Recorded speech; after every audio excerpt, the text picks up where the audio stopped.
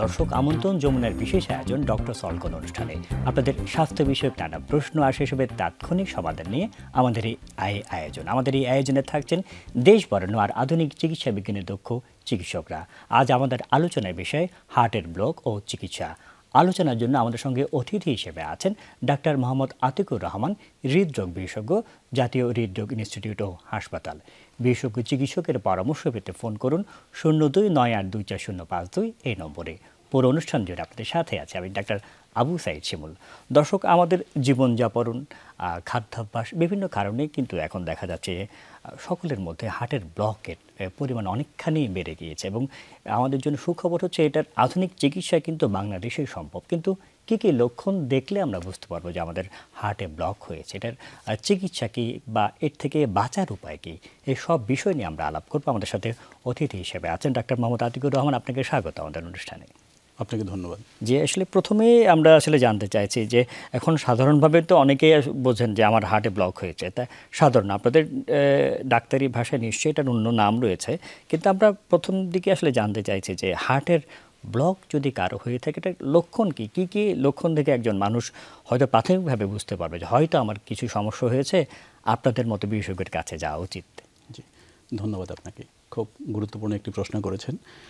হার্টের ব্লক যখন শুরু হয়, শুরুর দিকে সাধারণত কোনো ধরনের লক্ষণ থাকে না। তো আমরা মনে করি, চিকিৎসা বিজ্ঞানীরা মনে করেন যে হার্টের ব্লক শুরু হয় তার শৈশবকাল থেকে। 10 বছর আগে থেকেই স্টেজ 1 এবং স্টেজ 2 পর্যন্ত হার্টের ব্লক তৈরি হয়ে যায়। স্টেজ 3, 4, 5 এবং 6 এগুলো পরবর্তীতে এটা বাড়তে থাকে এবং তো পরবর্তীতে লক্ষণ দেখা দেয়।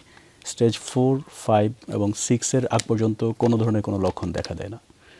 বিশেষ করে যখন স্টেজ 5 এবং 6-এ আসে তখন প্রাথমিকভাবে দেখা যায় যে পেশেন্ট যখন একটু স্পিডে হাঁটে, একটু ভারী পরিশ্রমের কাজ করে, তখন বুকে একটু করে চাপা ধরনের ব্যথা হয়, একটা জ্বালা ধরনের ব্যথা হয়, অথবা বুকটা একটু ধরে আসে, টাইট মনে হয়। এগুলো হচ্ছে প্রাথমিক লক্ষণ। যত বেশি জোরে হাঁটবে, যত বেশি পরিশ্রমের কাজ করবে, তত বেশি এই চাপটা তৈরি হবে এবং পেশেন্ট যদি একটু বিশ্রাম নেয় খুব দ্রুত এই ব্যথাটা বা এই চাপটা চলে যায়। এটা হচ্ছে একেবারে প্রাথমিক লক্ষণ। অর্থাৎ একটু যদি উনি পরিশ্রমের কোনো কাজ করতে গেলে হাঁটলেন, সিঁড়িতে উঠলেন, তখন ব্যথাটা হবে, তখন ব্যথা, কিন্তু উনি রেস্ট নিলেই ব্যথাটা থাকবে না, রেস্ট নিলে ব্যথাটা চলে যাবে। আপনি যা বলছিলেন। আর আমরা মনে করি যে একটা হার্টের রক্তনালীর শতকরা 50% যদি বন্ধ হয়ে যায়, 50% যদি খোলা থাকে, এই 50% খোলা রক্তনালী দিয়ে যতটুকু ব্লাড যায় এটাই পেশেন্টের হার্টের কাজ করার জন্য যথেষ্ট।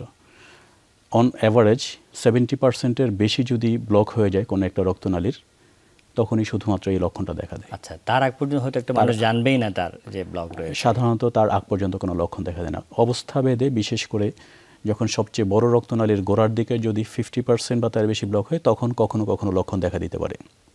এটা ছাড়া সাধারণত 70%-এর কম ব্লকে কোনো ধরনের কোনো লক্ষণ দেখা দেয় না। তাহলে যে আমরা যে অনেকে আছে যে অনুষ্ঠানে যারা দেখছেন, অনেকে দেখা যাচ্ছে কোনো সিমটম নেই, একেবারে দিব্যি বসে আছেন, হাঁটছেন, খেলছেন, 50%-এর মানে 70% কম হলে তার কোনো লক্ষণই থাকবে না। আপনি বেশিরভাগ ক্ষেত্রে, অধিকাংশ ক্ষেত্রে আপনি ঠিকই বলেছেন। ইভেন 70%-এর বেশি ব্লক হয়েছে, একটা রক্তনালী 90% ব্লক হয়েছে, টোটাল ব্লক হয়েছে, তখনও লক্ষণ না থাকতে পারে। আচ্ছা, অনেক পেশেন্ট আমরা এরকম পাই যে পেশেন্টের হার্টের ফাংশন ব্লক হতে হতে হার্টের ফাংশন একেবারে দুর্বল হয়ে গেছে, তখনও পর্যন্ত তার কোনো লক্ষণ নেই। এমন সময় লক্ষণ দেখা দেয় যখন তার হার্ট পুরোপুরি নিষ্ক্রিয় হয়ে গেছে। এর মধ্যে আমরা ঘটনা অনেকেই দেখি, অনেক বিখ্যাত মানুষের মধ্যেও দেখি। একটু যদি আমরা সাধারণ মানুষরা এই যে হার্টের ব্লক, এই বিষয়টাকে পুরো হার্ট জুড়ে কি ব্লক হয়ে যায়, হার্টের যদি স্ট্রাকচারটা বলছেন আমাদের সাধারণ মানুষের মধ্যে, আসলে ব্লকটা আসলে হয় কোথায়? যে একটা ভালো প্রশ্ন করেছেন, এটা অনেক পেশেন্ট আমাকে প্রশ্ন করে। তো হার্ট আসলে হচ্ছে একটা পাম্প, মাসকুলার পাম্প। এটা পাম্প করে করে সারা শরীরে ব্লাড ছড়িয়ে দেয়। আমরা মুখে খাবার খাই, খাবারটা পেটে যায়, পেট থেকে হজম হয়, হজম হয়ে শোষণ হয়ে ব্লাডে যায়, ব্লাড বা রক্তে যায়, সেই রক্ত থেকে সারা শরীরে ব্লাডটা ছড়িয়ে পড়ে।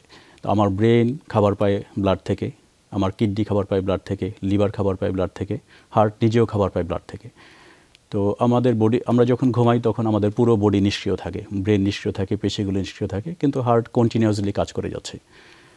তো এটা প্রতিষ্ঠিত সত্য যে হার্ট হচ্ছে সবার আগে কাজ শুরু করে। ভ্রূণের বয়স যখন মাত্র 20 দিন, তখন থেকে হার্ট কাজ করা শুরু করে, মৃত্যু পর্যন্ত এটা অবিরামভাবে কাজ করতে থাকে।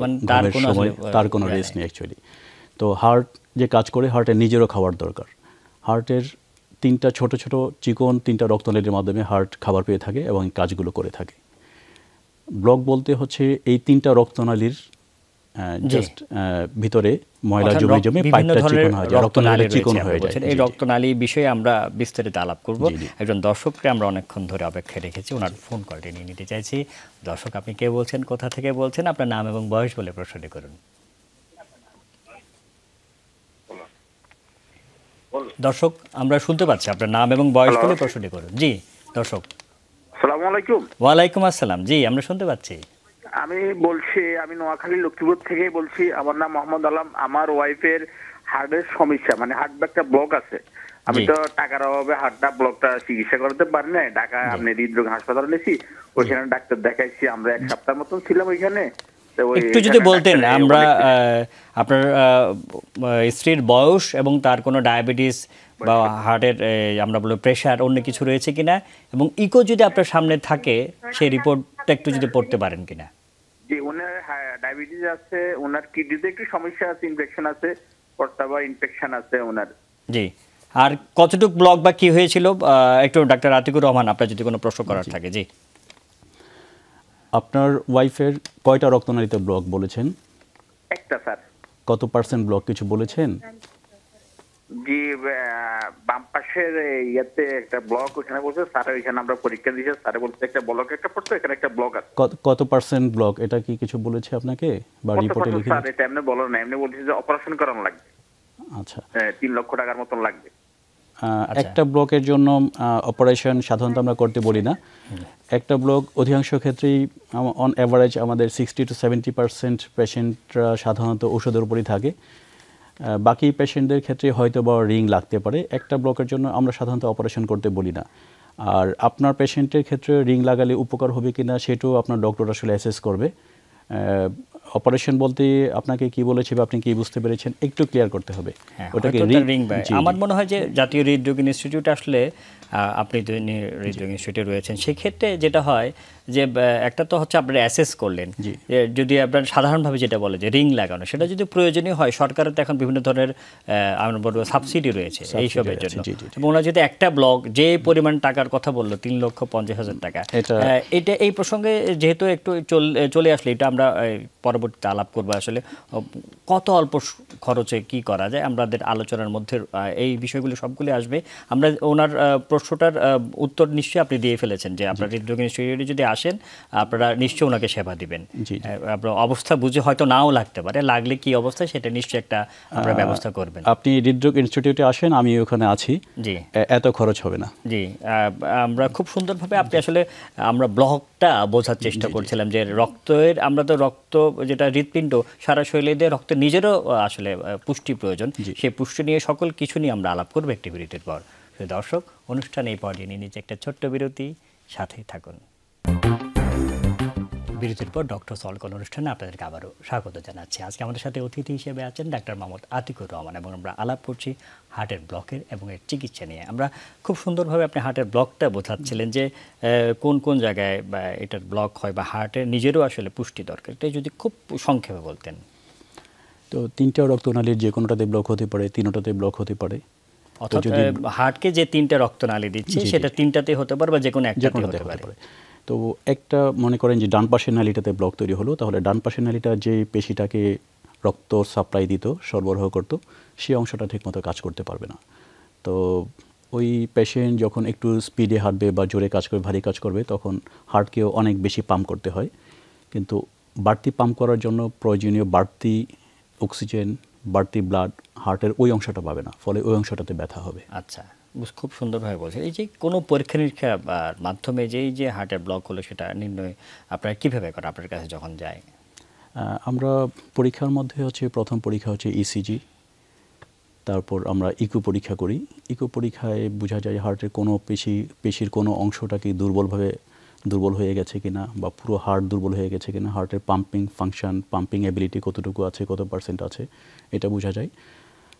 আর আমরা একটা পরীক্ষা করি ইটিটি হচ্ছে ট্রেডমিলে পেশেন্ট দৌড়াবে, যখন দৌড়ায় তখন এক্সট্রা যে লোড পড়ে হার্টের ওপরে, হার্টের এক্সট্রা ব্লাড প্রয়োজন পড়ে, তখন সে অ্যাডিকুয়েটলি পাচ্ছে কিনা। দৌড়ানোর সময় দেখা যায় যে ইসিজিতে কিছু চেঞ্জ আসে, ব্লাড প্রেশারে চেঞ্জ আসে, এটা একটা ভালো পরীক্ষা, একটা ভালো স্ক্রিনিং টেস্ট।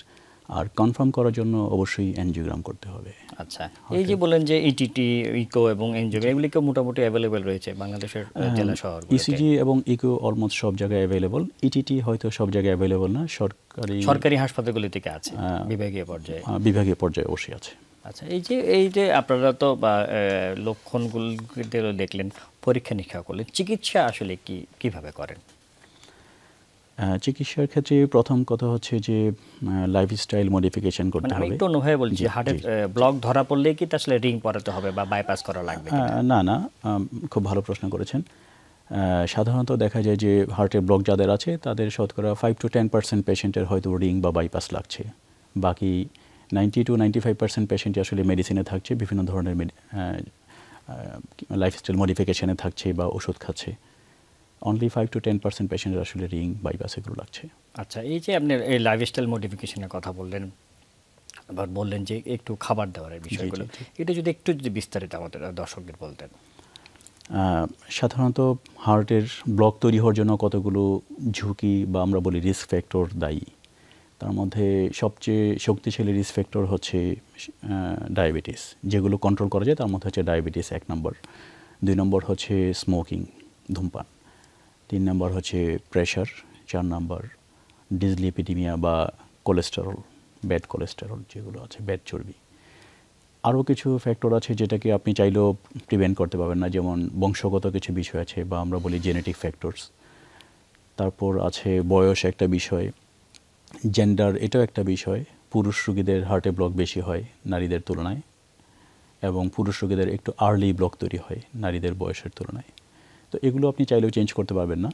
তো যেগুলো চেঞ্জ করা যাবে তার মধ্যে স্মোকিং, এটা তো আপনি চাইলেই কুইট করতে পারেন। কিছু কিছু জিনিস উনি চাইলে চেঞ্জ করতে পারবেন। এটা তো আসলে খুবই গুরুত্বপূর্ণ একটা বিষয় যে কিছু জিনিস আমরা চাইলে চেঞ্জ করতে পারবো না, কিন্তু যেগুলো চেঞ্জ করা আমরা পারি সেগুলোর দিকে বেশি নজর দিতে হবে।